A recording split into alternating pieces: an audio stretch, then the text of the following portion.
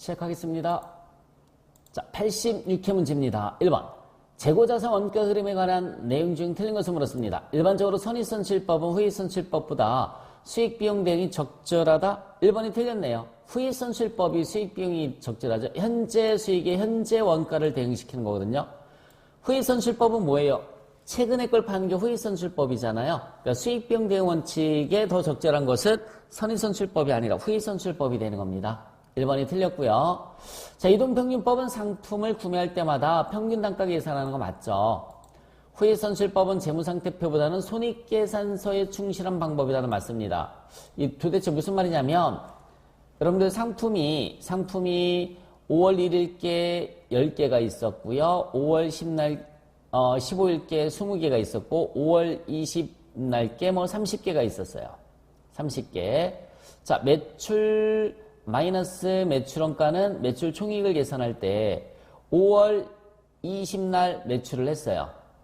5월 20날 매출을 했습니다. 선의선출법은 옛날 걸 대응시키는 거죠. 이게 선의선출법이에요. 옛날 걸 대응시키는 거. 이게 선의선출법이니까 수익비용 대응이 적절하지 못하죠. 선의선출법은 후의선출법보다 수익비용 대응이 적절하지 못한 거예요.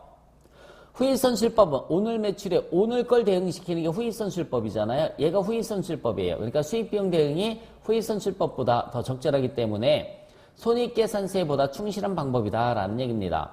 그럼 재무상태표에는 자, 후의선출법을 이걸 먼저 파는 거니까 옛날 게 남아있죠. 옛날 게 남아있는 게 이제 후의선출법이에요. 개별법은 실제 물량 원가 대응에 충실한 방법이고요. 그래서 1번에 틀린 것은 1번입니다.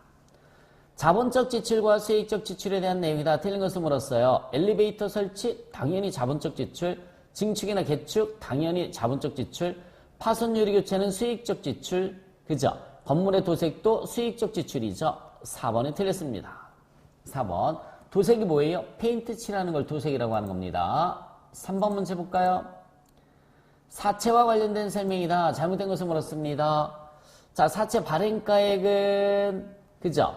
유효이자율로 할인한 현재 가치로 결정된다. 맞습니다.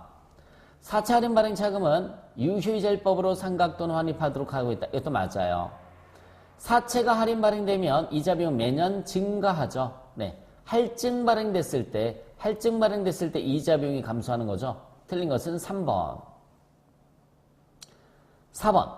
자본에 관련된 설명에다 틀린 것을 물었습니다. 미교부 주식 배당금은 주식으로 배당을 주는 거예요. 부채가 아닙니다. 자본 조정에 속하는 거죠. 부채가 아니라 자본 조정에 속하는 겁니다. 자본잉여금은 증자가 자본금을 증가시키는 걸 증자라고 하고요. 감자는 자본금을 감소시키는 거죠. 이런 주주와의 거래에서 발생해서 자본을 증가시키는 잉여금을 막고요. 주식 할인 발행 차금은 주식 발행 초과금과 상계 처리하는 거 맞습니다. 자기 주식은 자본에서 차감되는 항목이고요. 자기 주식은 자본 잉여금이니까 자본에 가산되는 항목 맞습니다. 4번에 틀린 것은 1번이었어요. 5번. 회계 추정의 변경에 대한 설명에다 틀린 것을 물었습니다. 추정의 변경. 전진법을 씁니다. 회계 추정의 변경은 전진법을 써요. 그래서 변경 전에 사용했던 손익계산서 항목과 동일한 항목으로 그냥 처리를 해주시면 돼요. 감가상각 방법 추정의 변경에 해당한다 맞죠? 회계 추정의 변경은 전진법 처리하는 거 맞습니다. 회계 추정의 변경인지 정체의 변경인지 구분하기가 어려운 경우에는 추정의 변경으로 봐줘야 되겠죠? 4번이 틀렸어요. 6번. 자, 원가 구성요소 분류상 해당 항목에 포함되는 내용 중 틀린 것을 물었습니다. 기본원가, 그죠? 직접 노무비 맞죠? 제조간접비는 가공비에 해당하는 거 맞습니다. 제조원가에 해당하는 거, 네, 직접 재료비 맞죠? 이거 보기가 참 헷갈리면 따로 써서 보시면 돼요. 여러분, 기본원가는 직접 재료비 플러스 뭐죠? 직접 노무비. 그러니까 직접 노무비 들어가는 거 맞아요. 가공비는 뭡니까 여러분? 가공비는 직접 노무비 플러스 제조간접비예요. 제조간접비 들어가는 거 맞는데 재료비는 들어가면 안 되는 거죠. 제조원가는 직접 재료비 플러스 직접 노무비 플러스 제조간접비죠. 그러니까 직접 재료비도 들어가고 간접 노무비도 들어가는 거 맞죠? 네. 기본원가에 직접 재료비, 직접 노무비 맞고요. 가공비에 제조간접비, 그죠? 간접 재료비가 제조간접비에 들어가는 거란 말이에요. 맞아요.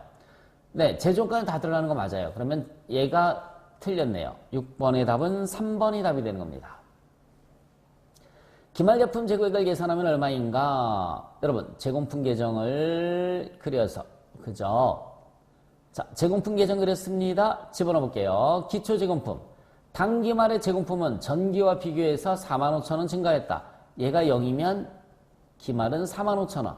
이렇게 집어넣어도 괜찮습니다. 기초를 0으로 하고요. 기말을 45,000원 집어넣었어요. 그 다음에 재료비가 36만원. 여기 재료비가 36만원. 노무비가 48만원 있어요. 노무비가 48만원. 제조간접비가 53만원이 있습니다. 그러면 차변합계 금액이 얼마로 계산이 되느냐면 36만원 플러스 48만원. 48만원 플러스 53만원이죠. 53만원. 그러면 137만원이에요. 137만원. 그러면 대변합계 금액도 137만원이 나와야 되는데 45,000원이 있으니까 그죠? 빼주면 132만 5천원. 132만 5천원이 제품 제조원가가 되는 거죠. 여기에 뭘 더해주시면 돼요?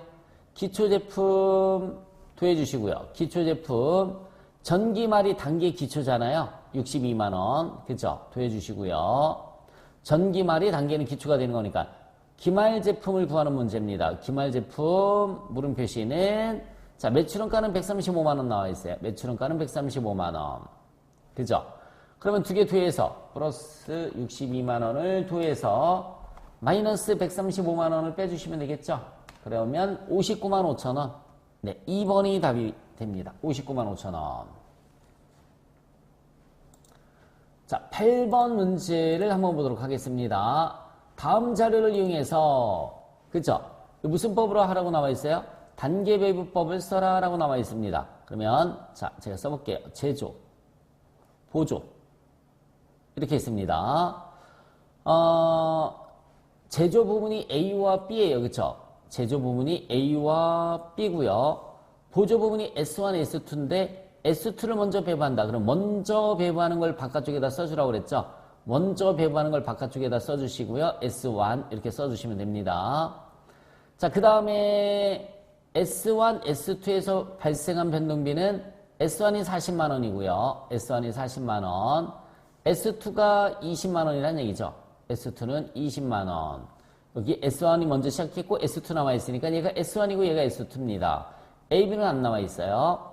자, 단계배분법은 얘 S2를 먼저 몇 군데로? 세 군데로 이렇게 배분을 해주시면 되는 겁니다. 그러면 S2가 A의 0.2죠. B의 0.4고요. 0.4. 그 다음에 S1에 0.4가 갑니다. 이렇게. 그죠? S2를 먼저 배분한다고 그랬으니까. 그럼 곱하기 다 더해주면은, 그죠? 100%분의 0.2가 20%란 말이에요. 그럼 여기는 4만원.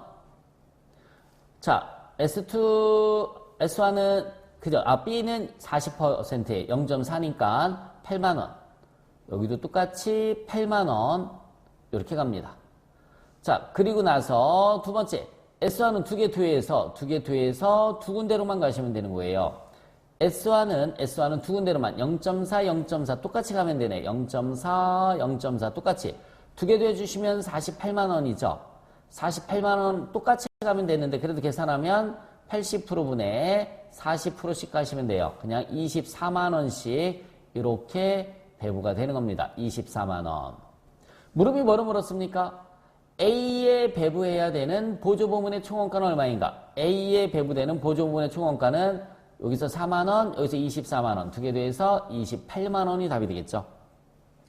8번의 답은 4번입니다. 28만원. 단계배분법을 한번 해봤습니다. 9번 문제 보도록 하겠습니다. 9번 문제. 자, 제조간접비를 직접노동시간으로 배부한다라고 나와 있어요. 직접노동시간으로 배부한다. 제조간접비 예상액은 600만원, 예상노동시간은 4만. 자, 공식을 적어볼게요. 제조간접비 예상액, 나누기예요. 나누기 예상시간은 예정 배부율이 됩니다. 예정 배부율. 자, 제주간접비 예상액이 얼마라고 나와 있습니까? 여기 보시면은 제주간접비 예상액은 600만원 나와 있죠? 600만원. 나누기 예상 시간이 4만 시간이에요. 4만 시간. 그리고 예정 배부율이 나와요. 600만원 나누기 4만 시간을 해주면은 예정 배부율은 150원이 나옵니다. 예정 배부율은 150원. 얘가 첫 번째고요. 두 번째는요. 그래, 예정 배부율 곱하기 실제 시간이죠. 실제 시간은 예정 배부액이 돼요. 예정 배부액. 자, 예정 배부율이 150원 나와 있어요. 150원 곱하기 실제 노동시간이 39,000시간 나와 있습니다. 39,000시간. 이렇게 하면 예정 배부액이 나옵니다. 150원 곱하기 39,000시간. 그러면은 585만원이 예정 배부액이 되는 거죠. 제주간접비 실제 발생액이 얼마라고 나와 있냐면 586만원 나와 있어요. 586만원. 예정 배부액이 만원만큼 더 적으니까 만원 과소배부가 되는 겁니다. 만원 과소배부. 2번이 답이 되는 거죠. 9번의 답은 2번. 자, 공식 제주간접비 예상액 나누기 예상시간의 예정 배부율이고요. 그 다음에 예정 배부율 곱하기 실제 시간이 예정 배부액이 되는 겁니다. 그러면은 예정 배부액이 실제 발생이랑 비교했을 때 적으니까 과소배부가 되는 거죠. 답은 2번입니다. 자, 완성품이 2,000개이고 기말재금품은 500개라고 나와 있어요. 평균법으로 하라고 나와 있습니다. 재료는 50% 시점에서 투입된다. 그러면 재료비 계정 평균법이에요. 차변 필요가 없습니다. 가공비 계정을 그려서 차변 필요가 없다고 그랬죠? 완성품 환산량만 계산하는 거니까 완성품이 2,000개씩 들어가시면 돼요. 여기도 2,000개, 가공비도 똑같이 2,000개 들어갑니다. 기말이 500개에 40%죠? 그래요. 200개 들어갑니다. 가공비는 무조건 환산량이잖아요. 가공비는 얘는 무조건 환산량입니다. 자, 재료는 50% 시점에 투입된다? 지금 완성도가 40%니까 투입 안 했어요. 네, 투입 안 했습니다. 그러면 2,000개 나오죠? 2,000개, 2,200개.